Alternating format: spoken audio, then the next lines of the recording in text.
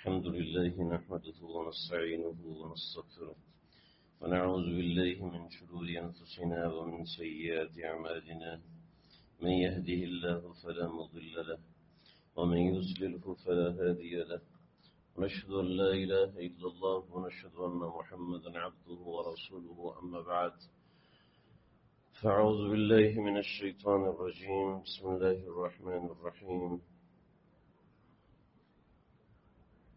قال النبي صلى الله تعالى عليه وسلم من تمسك بسنتي عند فساد أمتي فله أجر الشهيد او كما قال علیہ الصلاۃ والسلام۔ پچھلے ہفتے ہم نے سنت کی حیثیت اور اہمیت کے حوالے سے کچھ باتیں آپ کے سامنے پیش کی تھی۔ اللہ تعالیٰ نبی علیہ الصلاۃ والسلام کی حیات طیبہ کو ہماری زندگی کا نمونہ فرما دے۔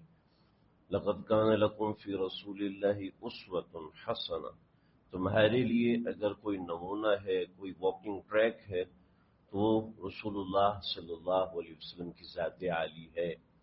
نبی علیہ الصلوۃ والسلام نے خود اپنے اعمال کا اتنا دھیان کیا، اتنا توجہ کیا کہ ایک ایک عمل کو آپ اپنی ایک ترتیب سے فرماتے تھے، اور پھر اس عمل کو آقا علیہ الصلوۃ والسلام نے نجات کا ذریعہ بھی بتایا۔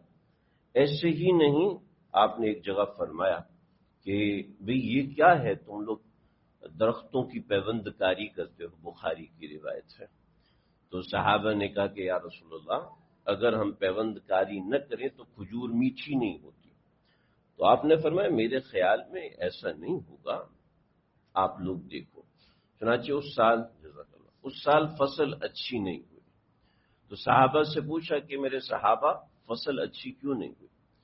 تو کہنے لگے آپ نے منع فرمایا تھا پیوند کاری کو، تو اس وجہ سے اس کا جو ریپروڈکٹیو سسٹم ہے وہ چلا نہیں، اور کھجور اچھی بھی نہیں ہوئی اور کم آئی۔ تو آپ نے فرمایا انی بشر مثلکم، میں تمہاری طرح انسان ہوں، بعض دفعہ مشورے دینے میں مجھ سے خطا ہو جاتی ہے، لہذا دنیا داری کے معاملات کے حوالے سے مشورہ صاحب رائے سے کرو۔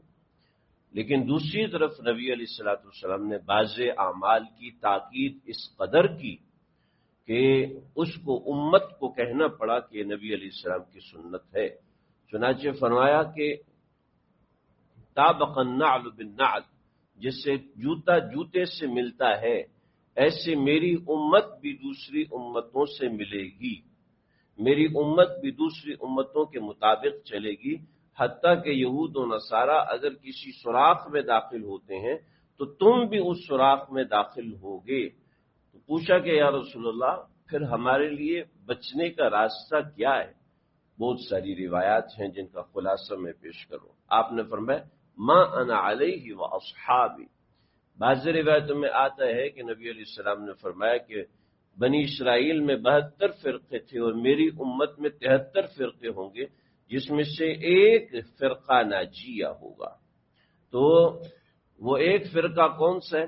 ما انا علیہ واصحابی، جس پر میں ہوں اور میرے صحابہ ہیں، جس پر میں ہوں اور میرے صحابہ۔ علیکم بسنتی وسنت الخلفاء الراشدین، یعنی نبی علیہ الصلوۃ والسلام کے ان طریقوں کو بڑی اہمیت اور بڑی حیثیت حاصل ہے۔ یہ باتیں صرف کہنے کی نہیں ہیں میرے بھائیوں، یہ باتیں سمجھنے کی ہیں، کرنے کی ہیں۔ ہم نہاتے ہیں، شاور کے نیچے نہا لیا، بس بات ختم ہوگی۔ نبی علیہ الصلوۃ والسلام نے دائیں ہاتھ سے پانی ڈالا ہے، دائیں ہاتھ سے جسم کو ملا ہے۔ آپ نے پہلے دائیں کندھے پہ پانی ڈالا، پھر بائیں کندھے پہ پانی ڈالا، پھر سر پہ پانی ڈالا۔ جسم پہ پانی ڈالنے کی یہ ترتیب رکھی۔ اس سے پہلے نبی علیہ الصلوۃ والسلام نے غسل میں وضو فرمایا، یعنی ایک ایک چیز کا دھیان رکھا۔ زندگی بھر آپ نے کبھی ناک میں پانی بائیں ہاتھ سے نہیں ڈالا، ہمیشہ نبی علیہ الصلوۃ والسلام نے دائیں ہاتھ سے پانی ڈالا۔ فقہا کا اس میں اختلاف ہے کہ آپ نے کلی کی اور کلی کر کے بقیہ پانی سے ناک میں پانی ڈالا، یا ناک میں پانی ڈالنے کے لیے الگ پانی لیا، کلی کرنے کے لیے الگ پانی لیا، مگر یہ کسی نے بھی نہیں کہا کہ آپ نے کبھی ناک میں پانی بائیں ہاتھ سے ڈالا۔ اتنا دھیان نبی علیہ الصلوۃ والسلام کے اعمال کا ہے۔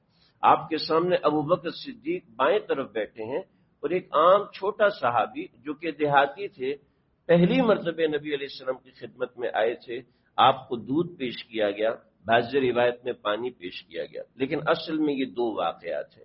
ایک واقعے میں آپ کے بائیں طرف خالد ابن ولید ہیں اور دوسرے واقعے میں آپ کے بائیں طرف حضرت ابوبکر صدیق ہیں۔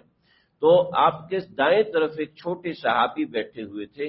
ایک واقعے میں ایک اعرابی یعنی ایک دیہاتی، ایک ان نون، ایک نیو پرسن جس کا نام روایتوں میں نہیں لکھا، اور ایک واقعے میں حضرت عبداللہ بن عباس یہ آپ کے پاس تشریف فرما ہے، اور آپ صلی اللہ علیہ وسلم نے پانی پیا یا دودھ پیا، اور آپ نے بقیہ پانی کے لیے فرمایا کہ ہاں بھئی تم میرے دائیں طرف بیٹھے ہو، حق تمہارا ہے، مگر یہ رتبے میں بڑے ہیں، علم میں بڑے ہیں، عمر میں بڑے ہیں، اگر آپ اجازت دو تو میں آپ کے حصے کا پانی ان کو دے دوں۔ اب پیالے میں کتنا پانی ہوتا ہے؟ ضرورت ایک بندہ پی کے ختم کرے گا، وہ یعنی ایک آدمی نے پی لیا، اور بقیہ کتنا پانی ہوگا جو پیندے میں بچا ہوا ہے؟ تو وہ کہنے لگے یا رسول اللہ، اگر تو یہ کسی اور کا جھوٹا ہوتا تو میں چھوڑ دیتا، لیکن ھذا سور رسول اللہ، یہ تو میرے آقا کا جھوٹا ہے، آقا کا بچا ہوا پانی ہے، اس کو میں کیسے ابو بکر کو دے دوں، اس کو میں کیسے خالد ابن ولید کو دے دوں؟ چنانچہ آپ نے کوئی ناراضگی کا اظہار نہیں فرمایا، آپ نے اسی کو پانی دیا جو دائیں طرف کھڑا تھا۔ مسجد میں دائیں پاؤں رکھ کے داخل ہونا یہ آقا علیہ السلام کا طریقہ ہے۔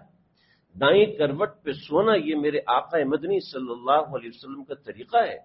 آپ صلی اللہ علیہ وسلم نے کبھی ننگے سر نہیں پھرے، کبھی ننگے سر آپ صلی اللہ علیہ وسلم نے نماز نہیں پڑھی، سوائے حج عمرے کے، سوائے حالت احرام میں نبی علیہ السلام کبھی ننگے سر نہیں رہے۔ نبی علیہ السلام نے اس طریقے کو باقاعدہ ترتیب دیا اور تجویز کیا، اس طریقے کے مطابق نبی علیہ السلام نے زندگی گزاری۔ اسی کو فرمایا لقد کان لکم فی رسول اللہ اسوۃ حسنہ، اس کے اندر تمہارے لیے کامیابی ہے۔ اب آپ دیکھیے ہمارے سامنے صرف وہ سنتیں ہیں کہ نماز میں 4 سنتیں ہیں اور فلاں موقع پہ 2 سنتیں ہیں، پھر یہ ہے وہ ہے۔ نبی علیہ السلام کا طریقہ جب تک ہماری عادتوں میں شامل نہیں ہوگا، جب تک ہمارے لباس میں شامل نہیں ہوگا، جب تک ہمارے طریقہ کار میں شامل نہیں ہوگا، اس وقت تک زندگی میں کامیابی نہیں آ سکتی۔ اور ہم جو چاہتے ہیں کہ میرا دل اللہ کے لیے دھڑکے، میرے دل میں اللہ کا تعلق پیدا ہو، میرے دل میں اللہ کی محبت پیدا ہو، اس کو صوفیاء کی اصطلاح میں کہتے ہیں صاحب نسبت ہونا۔ میرے بچے کو فکر ہی نہیں ہے اپنی آخرت کی، باپ یہ کہہ رہا ہوتا ہے، مگر خود باپ جب یہ بچہ ہوتا ہے تو اس میں کھلنڈرانہ پن ہوتا ہے، اس کو ہر وقت کھیل کود کی فکر ہوتی ہے اور نہیں ہوتا۔ اس کی جنریشن گیپ اس کو یہ سمجھا نہیں پا رہا ہوتا کہ بڑے مجھ سے کیا چاہ رہے ہیں، اور بڑا چھوٹوں سے سمجھ نہیں پا رہا ہوتا کہ یہ چھوٹا مجھ سے کیا چاہتا ہے۔ وجہ اس کی یہ ہے کہ آپ اپنے بچے کو جو ڈائریکشن دیتے ہیں، بچہ اسی ڈائریکشن کو فالو کرتا ہے۔ بچہ دیکھتا ہے میرا باپ صبح اٹھ کے آفس جاتا ہے تو وہ بھی نقلی آفس جانے کا کھیل کرتا ہے۔ جب بچہ باپ کو دیکھتا ہے کہ میرا باپ موٹر سائیکل چلاتا ہے تو بیٹا بھی اس کی سیٹ پر بیٹھ کے اس کی نقلیں اتارتا ہے، کیونکہ بچے وہ نہیں کرتے جو وہ پڑھتے ہیں، بچے وہ کرتے ہیں جو وہ دیکھتے ہیں۔ نبی علیہ السلام نے ہمیں اسوہ کر کے دکھایا کہ میرے امتی مجھ سے محبت کرنے والے وہ ایسے کریں۔ چنانچہ فرمایا من تمسک بسنتی عند فساد امتی فلہ اجر شہید، طبرانی کی روایت ہے، نبی علیہ السلام نے فرمایا من تمسک بسنتی عند فساد امتی، جب میری امت میں میری سنتوں کو ختم کیا جا رہا ہوگا، جب میری امت کو فوت کیا جا رہا ہوگا، اس وقت جس شخص نے میری سنت کو اپنایا اور فلہ اجر شہید، اس کے لیے شہید کا اجر ہے۔ مشکات کی روایت ہے فلہ اجر 100 شہید، اس کو 100 شہیدوں کا اجر ہوگا، مگر حضرات فقہا نے لکھا ہے کہ مشکات کی روایت کا مخرج صحیح نہیں ہے، صحیح روایت یہ ہے کہ فلہ اجر شہید، ایک سنت کے اوپر ایک شہید کا اجر۔ ذرا امیجن کیجئے کہ شہید کتنی بڑی ذات ہوتی ہے، بل احیاء ولکن لا تشعرون، کہ ان کو اللہ زندگی دیتے ہیں اور ایسی زندگی دیتے ہیں کہ ولکن لا تشعرون، تمہیں پتہ نہیں ہوتا۔ ایسے ہی شیخ محی الدین ابن العربی رحمۃ اللہ تعالی علیہ نے ایک بات فرمائی، بڑی زبردست بات ہے، دل کے کانوں سے سنیے، اللہ مجھے دل کی زبان سے بولنے والا بنائے۔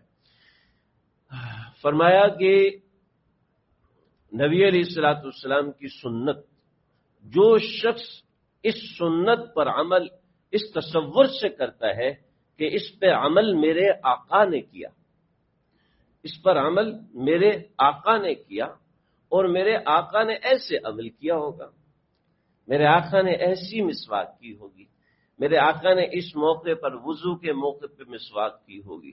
فرمایا کہ کچھ وقت میں اگر اس کو نسبت سینے میں عطا نہ ہو تو ابن العربی کی بات نہ ماننا۔ اور حضرت نے تو بڑے سخت جملے اپنے لیے لکھے، لیکن میں وہ جملے نہیں بول سکتا۔ اور آپ یقین کیجئے،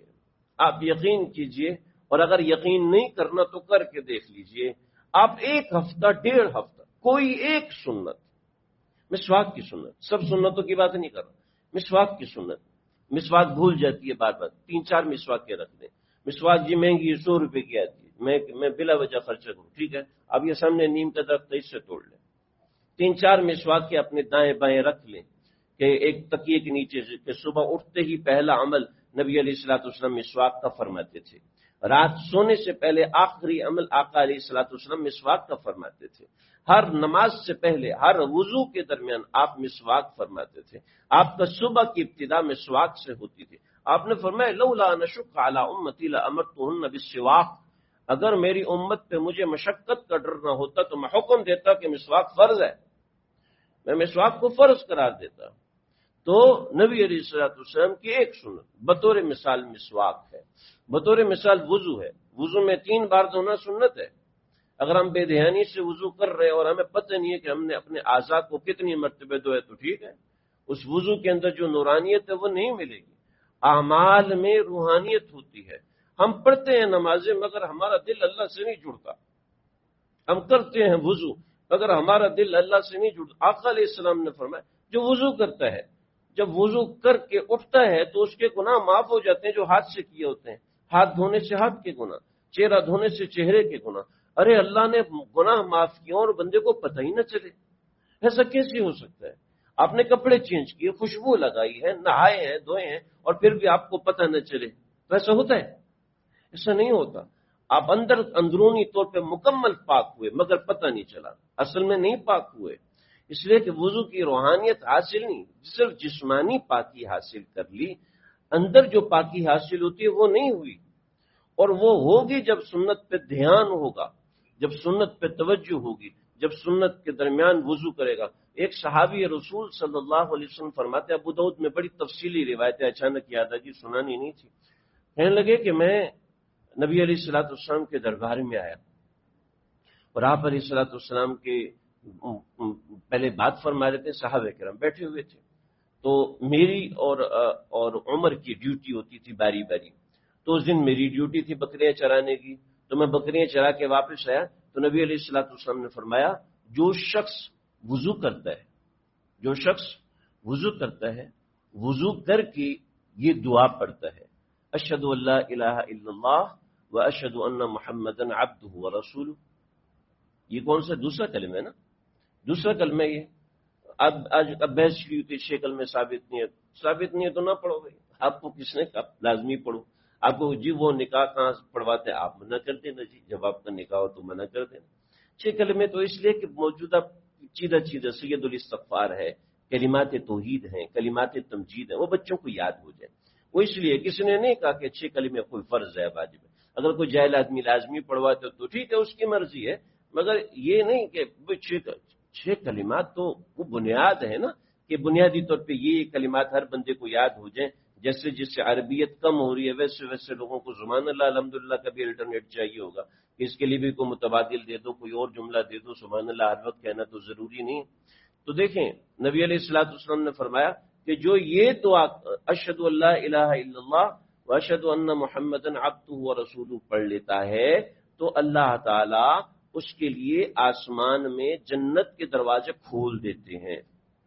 تو کہا سبحان اللہ، یہ پیچھے صبح جیسے بہت سے لوگ ان کو سبحان اللہ کہنے کی بڑی عادت ہوتی ہے، بڑا جوش ہوتا ہے، تو یہ بڑے جوشیلے صحابی تھے، انہوں نے کہا سبحان اللہ، تو سب نے ان کی طرف مڑ کے دیکھا، کہنے لگے، حضرت عمر کہنے لگے تو اتنی سی بات سے خوش ہو رہے ہو، اتنی سی بات سے خوش ہوئے، اس سے پہلے تمہیں پتہ ہے اللہ کے نبی نے کیا فرمایا؟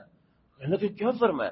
کہا آپ نے فرمایا جو وضو کے درمیان یہ پڑھتا ہے اللہم اغفر لی ذنبی ووسع لی فی داری وبارک لی فی رزقی، وضو کے درمیان جب یہ دعا کرتا ہے اللہ اس کی ساری دعائیں قبول کر لیتے ہیں۔ اللہم اغفر لی ذنبی، اے اللہ میرے گناہوں کو معاف کر دیجئے، ووسع لی فی داری، اور مجھے بڑا گھر دیجئے، بڑا گھر دیجئے، فلیٹ سے بچا کے بڑا گھر دیجئے، ووسع لی فی داری وبارک لی فی رزقی، اور مجھے روزی بھی وسیع کر دیجئے۔ تو فرمایا کہ اللہ اس کی ساری دعائیں قبول فرما لیتے ہیں جب کوئی بندہ وضو کرتا ہے اور وضو کے درمیان یہ دعا پڑھتا ہے۔ کیا زبردست باتیں ہیں، نبی علیہ الصلوۃ والسلام نے ہمیں کیا سکھایا؟ دنیا بھی سکھائی ہے، آخرت بھی سکھائی ہے، دنیا مانگنے کا ڈھنگ بھی بتایا، کون کون سے موقع پہ مانگو گے تو کام کرے گی، یہاں پہ اٹھاؤ گے لاٹری تو نکلے گی، یہاں پہ اٹھاؤ گے کوپن تو لاٹری پکی نکلے گی، کیا ہے؟ وضو کے درمیان۔ اور ایک بندہ غفلت اور جہالت سے وضو کرے، بے توجہی سے وضو کرے، گپ شپ لگاتے ہوئے وضو کرے، بغیر مسواک کے وضو کرے، بے چینی ہی نہ ہو کہ میرا وضو سنت کے مطابق نہیں ہوا، بے چینی ہی نہ ہو، پریشانی ہو۔ نبی علیہ الصلوۃ والسلام آخری وقت ہے، انتقال ہونے والا ہے، آپ کو بے چین دیکھا حضرت عائشہ صدیقہ رضی اللہ تعالیٰ عنہ، تو آپ دائیں دیکھ کبھی بائیں دیکھ رہے ہیں، کبھی دائیں دیکھ رہے ہیں، کبھی بائیں دیکھ رہے ہیں، اور قوت اتنی کمزور ہو چکی ہے کہ آواز نہیں نکل پا رہی۔ میں نے دیکھا ہمارے مفتی اعظم پاکستان حضرت مفتی رفیع عثمانی صاحب رحمۃ اللہ تعالی علیہ ہو گئے، حضرت آخری وقت میں سبق بھی پڑھانے تو مائک بالکل حضرت کے منہ کے پاس لگاتے، پھر ہلکی سی آواز نکلتی، یعنی کمزوری اتنی زیادہ تھی کہ آواز نہیں نکلتی تھی۔ یہ جو ہم بولتے ہیں اللہ کا شکر ادا کریں کہ اللہ بولنے کی توفیق دیتے ہیں، آواز نکل جاتی ہے، ورنہ یہ ایک اور چیز ہے، جب دماغ کام نہیں کر رہا ہو تو آواز نکلنا بڑا مشکل کام ہوتا ہے۔ ہاں، تو حضرت کو میں نہیں ہوں دیکھا، تو نبی علیہ الصلوۃ والسلام کو کمزوری اتنی زیادہ تھی کہ آواز نہیں نکل رہی تھی، تو آپ کی آنکھ کے اشارے کو حضرت عائشہ نے دیکھا تو پہچانا کہ یا رسول اللہ مسواک چاہیے، تو آپ نے آنکھ سے اشارہ کیا کہ ہاں، تو حضرت عائشہ نے عبد الرحمن بن ابی بکر سے مسواک لی، اور مسواک لے کے نبی علیہ السلام کو پیش کرنے لگی تو دیکھا کہ مسواک تو بڑی ہارڈ تھی، تو حضرت عائشہ نے اس کو چبایا اور چبا کے نبی علیہ الصلوۃ والسلام کو دی۔ یعنی یہ بے چینی نبی علیہ الصلوۃ والسلام کی زندگی میں پائی جا رہی ہے اپنی سنت کے اوپر۔ ہمارے اوپر یہ بے چینی کیوں نہیں ہے کہ صبح اٹھ کے ہمیں اللہ کے نبی کی سنتیں یاد نہیں آتی، آنکھیں ملنا یاد نہیں آتا، دعا پڑھنا یاد نہیں آتا، وضو کے درمیان یاد نہیں آتا، نماز کے درمیان یاد نہیں آتا؟ وجہ اس کی یہ ہوتی ہے کہ ہمیں سنت کی تعلیم نہیں ہوتی، ہمیں سنت کی طرف توجہ نہیں ہوتی، ہمارے ذہن میں سنت کی اہمیت نہیں ہوتی۔ آج میں بھی آپ کے سامنے عزم کرتا ہوں، آپ بھی میرے ساتھ ایک وعدہ کیجئے کہ اللہ کے نبی کی سنتوں کو سیکھیں، اللہ کے نبی کی سنتوں پہ عمل کریں، چھوٹی چھوٹی سنتیں اور بڑی بڑی سنتیں۔ آج ہماری امت ایسے چھوٹتی جا رہی ہے، کوئی فرض تو نہیں ہے نا، ہر بندہ گھر میں نماز پڑھ رہا ہے، ہر بندہ دفتر میں نماز پڑھ رہا ہے، تو مسجد میں جانا کوئی ادھر بھی ہو جاتی ہے۔ اللہ نے ساری زمین مسجد بنائی ہے، اللہ نے ساری زمین مسجد بنائی، تو ان المساجد للہ فلا تدعوا مع اللہ احد کیوں ہے؟ آپ نے کیوں فرمایا کہ میرا جی چاہتا ہے ان کے گھروں کو جلا دوں، ان کے گھروں کو جلا دوں جو بغیر عذر گھروں میں نماز پڑھتے ہیں، مسجدوں میں نہیں آتے؟ کیوں اللہ کے نبی نے فرمایا؟ اجتماع مسلمین کو کیوں اتنا ضروری قرار دیا؟ اجتماع مسلمین کے اتنے فضائل اور اتنی اہمیت بیان فرمائی۔ تو میرے بھائیوں، میرے دوستوں، نبی علیہ الصلوۃ والسلام کی سنتوں کو، آپ علیہ الصلوۃ والسلام کے طریقوں کو ہم اپنے اعمال کے اندر زندہ کریں۔ اپنے اعمال کے اندر زندہ کرنا بہت ضروری۔ ایک بڑی ضروری روایت جو میں نے آپ کو سنانی تھی، حضرت بلال بن حارث رضی اللہ عنہ، اللہ کے نبی کے بڑے صحابہ میں سے ہیں، آپ صلی اللہ علیہ وسلم نے ان کو فرمایا کہ من احیا سنت من سنتی، جس نے میری کی ایسی سنت زندہ کی کہ فقط امیت، کہ جو کہ میرے بعد مر چکی تھی، تو پھر اس کا کیا اجر ہوگا؟ اور میں اس کا اجر یہ ہوگا کہ جتنے لوگ اس سنت پر عمل کریں گے اس کو ان ساری سنتوں کا ثواب ملے گا۔ آپ نے اس کو سمجھایا، ہاں بھئی مسواک کرنی ہے، آپ نے اس کو سمجھایا کہ وضو سنت کے مطابق کرنا ہے۔ آپ دیکھیے صحابہ کرام نبی علیہ الصلوۃ والسلام کے گھر آئے، پوچھا اما عائشہ نے کیوں آئے ہو؟ تو نبی علیہ الصلوۃ والسلام کا برتن دیکھنا ہے جس برتن میں نبی علیہ الصلوۃ والسلام وضو فرماتے تھے۔ تو اما عائشہ صدیقہ رضی اللہ عنہ نے ایک برتن دکھا دیا، میرے پاس اس کی تصویریں موجود ہیں، مدینہ میوزیم میں رکھا ہوا۔ تو پھر کہا کہ اگر آپ کی نوازش ہو تو ہمیں وہ برتن دکھا دیجئے جس میں نبی علیہ الصلوۃ والسلام غسل فرماتے تھے۔ تو اما عائشہ صدیقہ نے وہ پیتل کا ایک سراہی ٹائپ برتن تھا، اس میں وہ دے دیا۔ سنن نبی داؤد کے اندر باقاعدہ روایات ہیں، نبی علیہ الصلوۃ والسلام، امام احمد ابن حنبل کا اور مسلک ہے، جمہور امام ابو حنیفہ، امام مالک، امام شافعی، ان کا مسلک اور ہے۔ نبی علیہ الصلوۃ والسلام کتنے پانی سے غسل فرماتے تھے؟ اتنے پانی سے غسل فرماتے تھے جتنی یہ ہمارے درمیانے درجے کی بالٹی ہوتی ہے، اتنے پانی سے آپ غسل فرماتے تھے۔ اور وضو فرماتے تھے اتنے پانی سے کہ جتنا آج ہمارا ایک لوٹا ہوتا ہے، اتنے پانی سے نبی علیہ الصلوۃ والسلام وضو فرماتے تھے، اور اس کا بڑا دھیان رکھتے تھے۔ صحابہ نے پوچھا کہ اتنے پانی سے وضو فرماتے تھے؟ کتنے پانی سے؟ کہا اتنا بڑا برتن ہو جس میں اتنی کھجور آ جائے جو صدقہ فطر کے برابر ہو۔ یعنی میں ایک چھوٹا سا آپ کو عکس دے رہا ہوں روایات کا کہ جس میں اتنی اہمیت ہے۔ ہمارے ہاں وضو میں پانی کے استعمال کے اندر سنت کا خیال نہیں ہوتا، غسل کے اندر شاور کھولا اور نیچے آگے، ٹھیک ہے غسل ہو جائے گا، ٹھیک ہے وضو ہو جائے گا، مگر اس میں وہ چیز اور وہ جو روح ملنی ہوتی ہے وہ روح نہیں ملے گی۔ تو میرے بھائیوں، میرے دوستوں، میرے بزرگوں، ایک بات کا آپ آج یہاں سے عہد کر کے اٹھیں، میں بھی عہد کرتا ہوں کہ نبی علیہ الصلوۃ والسلام کی ایک ایک سنت سیکھیں۔ بہت سی کتابیں مارکیٹ میں ملتی ہیں، لیکن سب سے بہترین کتاب ہے آپ کی مسجد کے امام صاحب، ان سے آپ ایک سنت سیکھیں اور اس سنت کے مطابق عمل کریں، اس کو پکا کریں، اس کی روحانیت حاصل کریں۔